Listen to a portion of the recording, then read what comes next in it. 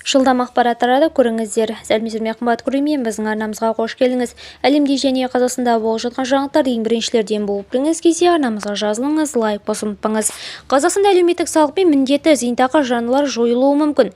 Үкімет қосымша күн салығын көлшелемесін арттыру аясында әлеуметтік салық пен жұмыс берушілер міндетті зейнетақы жарналарын жоюды жоспарлап отыр.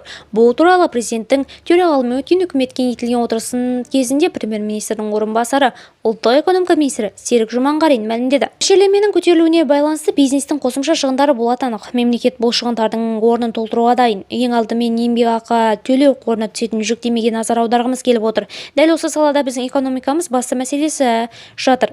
Бизнес еңбекақы төлеу қорына шамамен 40% салық төледі, ал бұл өнімнің өзіндік құнын арттырады деп түсіндірді Жұманғарин.